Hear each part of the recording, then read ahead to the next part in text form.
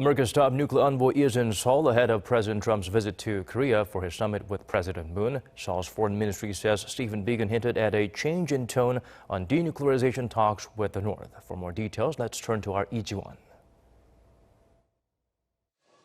The U.S. Special Representative for North Korea, Stephen Biegun, says the U.S. is ready to engage in talks with North Korea to implement the Singapore Agreement in a simultaneous and parallel way. This is according to Seoul's foreign ministry in its statement on the outcome of Biegun's meeting Friday morning with Seoul's Special Representative for Korean Peninsula Peace and Security Affairs, Lee Do-hun. In their meeting, more than an hour long, the two reportedly exchanged views on the recent developments surrounding North Korea and discussed the denuclearization issues their leaders will address when they meet this weekend. Biegun reportedly said he hopes that the South Korea-U.S. summit will be an important event in terms of peace and prosperity on the Korean peninsula.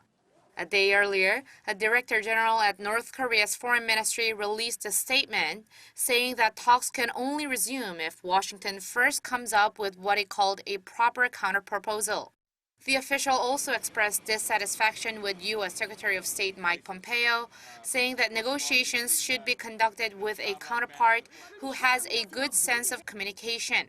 An expert says Biegun's openness to talks is the U.S. trying to be flexible and bring out the North to the table. This surely is a change in stance from the Hanoi summit when the U.S. sought a comprehensive agreement.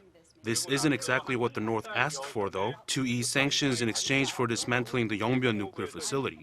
So the core issue is still there, but the U.S. is saying that it is willing to be flexible in achieving the North's denuclearization and peace and establishing diplomatic ties, and so talks need to be resumed to narrow their differences. Biegun also met Friday afternoon with Seoul's Unification Minister Kim Yeon-chol, who is expected to have updated Biegun on inter-Korean ties, including Seoul's plans to provide 50,000 tons of rice aid to the North. There's been speculation that Biegun might try to get in touch with the North Koreans at the border village of Panmunjom before President Trump arrives in Seoul on Saturday. But there's not much time left, so observers don't think that's a possibility any longer.